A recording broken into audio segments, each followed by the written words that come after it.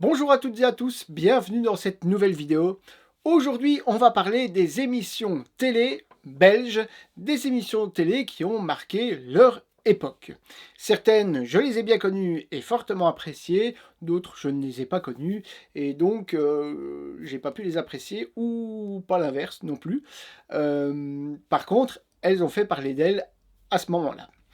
On va commencer par parler de Bon Week-end, diffusé sur la RTBF. Bon Week-end qui a commencé de 1992 à 1999, était une émission humoristique avec un principe un peu particulier. C'est une émission qui était tournée un petit peu comme un café-théâtre, si je puis dire. Les gens étaient à table et regardaient les deux présentateurs et les invités des humoristes qui venaient faire leur spectacle dans l'émission. Et la particularité, c'est que les deux protagonistes, les deux présentateurs qui étaient aussi des humoristes, hein, il y avait le personnage de Chris et de Madame Gertrude, de Dame Gertrude, qui était la grand-mère de Chris. De temps en temps, il y avait la maman de Chris aussi. Chris n'était pas un petit garçon, hein, c'était un jeune adulte, hein, je ne sais plus exactement quel âge il devait avoir dans l'émission, mais on va dire qu'il avait une vingtaine d'années. Alors ces deux personnages étaient présentés par Bernard Perpète et par Stéphane Stillman. Il va y avoir des invités assez récurrents. On a Momo qui va venir. Alors le gars est assez débraillé, il a les lunettes cassées, il a toujours une valise et son petit béret. Et il y a aussi André Valardi, c'est ça?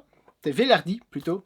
André Velardi qui lui faisait des spectacles parfois muets, mais il travaillait beaucoup avec son visage. Et c'était assez spectaculaire par moments. Mais ne ris pas! Maman, fais ça! Bon, c'est l'histoire d'un petit chien. Oui. Hein? Alors, c'est un petit chien qui se balade Et c'est pas drôle? Pourquoi tu ris? jusqu'à l'emmener. Il se balade. Et Mais ne les laisse pas toi là derrière! Comment est-ce possible? Mais non, mais alors, le il voit une girafe. Oui, Le ouais. petit chien, il voit une girafe. Le petit chien Et voit le une petit chien, girafe. c'est un épagnol breton. Ben oui, le petit chien est un Un épagnol. épagnol breton. Oui! Et il regarde la girafe, quoi. Oui, et alors? il dit... Mais ne ris pas toi non plus, toi, là!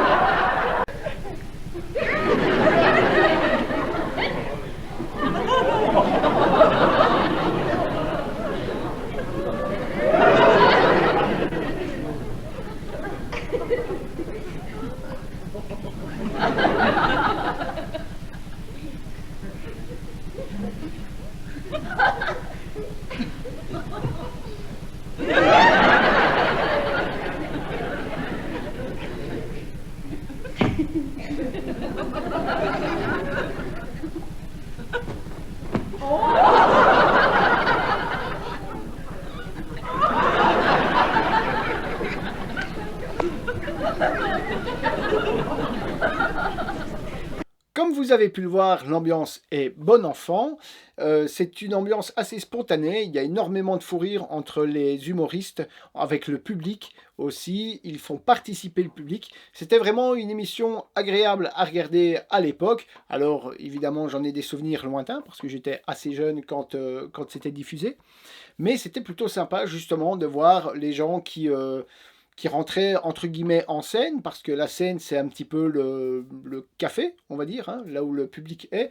Donc il y avait des entrées, il y avait des choses comme ça donnait plus de vie que de simplement être devant un public ou ce genre de choses, ou un public qui était dans un coin. C'était vivant, ça faisait vraiment partie de cette équipe-là. Voilà. Pour Bon Week-end, qui nous aura bien fait rire et me fait encore beaucoup rire quand je regarde des extraits. Ensuite, on va parler de Lollipop, qui va commencer en 1979 jusqu'en 85 avec Malvira et Philippe Geluck, oui, je pensais que je confondais avec un autre, avec Philippe Geluck et Malvira. Malvira est une marionnette, est un personnage aussi qui va rester pas mal à la télévision belge. Alors, Malvira a son petit caractère et c'est censé être une sorcière. Alors, cette émission-là, je ne l'ai pas connue, c'était un petit peu trop ancien pour moi quand même. J'ai pas vraiment trouvé d'extrait. Mais Malvira va tellement marquer dans cette émission qu'elle va revenir dans une autre émission, et celle-là, je l'ai bien connue. Elle m'a aussi beaucoup fait rire. Je me souviens, c'était au début où j'avais la télévision dans ma chambre, je n'avais qu'une seule chaîne, la RTBF, et très franchement, il y avait de quoi spoiler, c'était lesallumés.be, c'était en 2001, avec Malvira et Jean-Louis Lahaye. Alors, Malvira va pouvoir reprendre ses méfaits, où elle va pouvoir à nouveau cracher et insulter un petit peu son compagnon de scène, hein, voilà, le mot ne veut pas revenir, son partenaire, voilà. Ils vont avoir pas mal d'invités, souvent des artistes musicaux qui vont aussi devoir faire des petits jeux. J'ai retrouvé des passages avec la chanteuse qui a gagné la Star Academy, qui ne veut plus revenir non plus dans ma mémoire. Et elle va devoir jouer avec des reptiles alors qu'elle déteste ça. Et puis, ben, évidemment, il va y avoir un petit jeu. Je pense que c'est aussi le dessinateur Pierre Kroll qui est relativement présent dans cette émission. Et donc, cette émission était très drôle. Il y a un mec qui a la main dans ma culotte qui est en train de se faire une crampe vu qu'il est vachement mal installé. C'est les mains. Ta gueule, la boule de latex. Pierrot a vu. Alors ça suffit maintenant, Malvira? On vous ta gueule. Ah bon, encore? Oh non, mais c'est terrible avec ce mot-là à la bouche. Vous savez qu'elle va sortir un t-shirt avec vous ta gueule maintenant. Avec vous ta gueule. Comme ça, Et j'ai c'est plus tout à à fait me dire. sérieux, ça, par contre.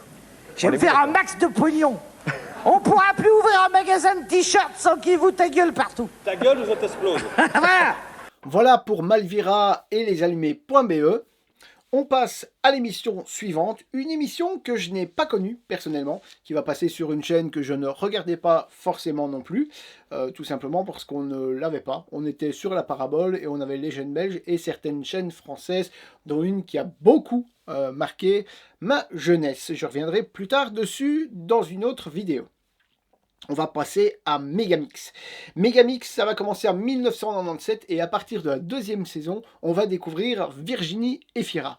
Virginie Efira qui va continuer l'émission jusqu'au bout, qui va même reprendre l'émission qui va remplacer Megamix et ensuite elle se fera connaître dans le cinéma. Alors, anecdote que j'avais vue il y a quelques années, c'est au cours d'une espèce de soirée, je ne veux pas dire soirée de gala, mais une soirée où beaucoup de gens de la télévision, du cinéma se rencontrent, et à moitié éméchée, elle va parler à un réalisateur ou un producteur, je ne sais plus très bien, et il lui dit ouais écoute, moi je voudrais bien faire du cinéma, machin, et puis c'est comme ça que ça aura commencé pour Virginie Efira qui tourne dans pas mal de films franco-belges. Megamix, ça parlait de quoi? Ça parlait de people justement, ça parlait de chanteuses, je crois que ça parlait d'acteurs aussi, de séries, ce genre de choses, et il me semble que ça permettait aussi au public de découvrir leurs artistes préférés.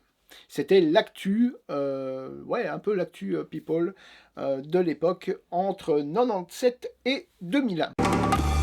Chose qui n'a pas échappé à Robbie Williams et il lui a donc proposé de venir s'installer avec lui dans un petit loft sympathique, de coucher à même le soir. Ça, c'est l'album live de Pascal Obispo. Tout le monde le sait, les compositions de la comédie musicale Les 10 Commandements sont signées par Pascal Obispo. Pascal Obispo, En 1985, une autre émission va faire pas mal parler d'elle. On la trouve encore sur les réseaux aujourd'hui, sur YouTube, sur Facebook. Il y a des rediffusions récurrentes de cette émission. Alors, je ne sais pas si c'est parce qu'ils en ont fait des nouveaux récemment, mais en 1985, sur la RTBF, il vient une espèce d'ovni de la télévision. Ça s'appelle Striptease. Et striptease, ben, ça vient de déshabiller. Et le principe de cette émission, c'est d'aller voir l'intimité des gens et de les filmer dans leur quotidien. C'est parfois des familles un peu modestes et on va les filmer vraiment dans la vie de tous les jours, quand ils sont au repas, quand ils font la vaisselle, un peu toutes sortes de choses. Et parfois, c'est vrai que ça peut donner alors soit des trucs qui sont très drôles, soit des choses qui sont parfois un peu gênantes. Mais comme je le disais, on retrouve pas mal d'extraits de nos jours de cette émission et son générique infâme est resté dans la tête de tous les gens qui ont connu cette émission.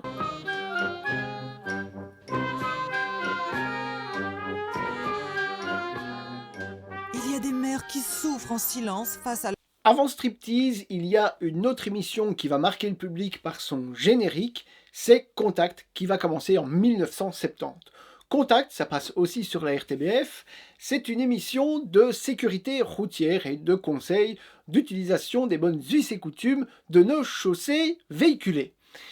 Aujourd'hui, il faudrait plutôt une émission pour nous expliquer comment éviter les trous sur les routes, mais enfin bon, cette émission va durer longtemps, il va y avoir une émission anniversaire des 50 ans de Contact, il va évidemment y avoir plusieurs présentateurs qui seront des officiers de police, ça vous fait peut-être déjà penser à une émission que l'on voit actuellement sur une autre chaîne. Mais là, le principe est beaucoup plus court et c'est pas immersif dans le métier de la police. C'est vraiment les conseils.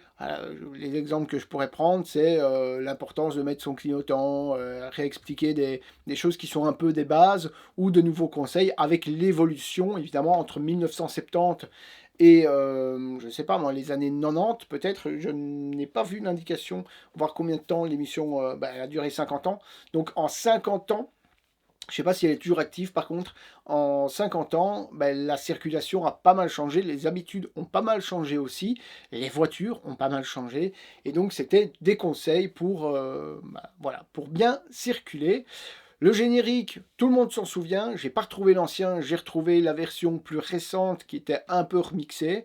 Si vous vous souvenez de cette émission, vous allez tout de suite se souvenir du générique, et ça, je vous laisse le dire en commentaire. Bien entendu, cette émission un peu sérieuse va donner l'idée à une personne, c'est de faire la parodie de Contact, qui va tout simplement s'appeler Faux Contact, qui va devenir plus célèbre que l'original, mais qui paradoxalement va amener des gens à regarder Contact, parce que les gens vont se demander si le présentateur de cette émission, si l'humoriste qui est habillé en policier, pour reprendre un petit peu l'émission originale, eh bien, par curiosité, pour voir s'il mime vraiment des choses qui se passent dans l'émission Contact, eh bien des gens vont finalement aller voir Contact et en fait ils vont un peu s'entraider parce que l'un fait rire et l'autre informe. Voilà. Et pour Faux Contact, je vous laisse avec ceci.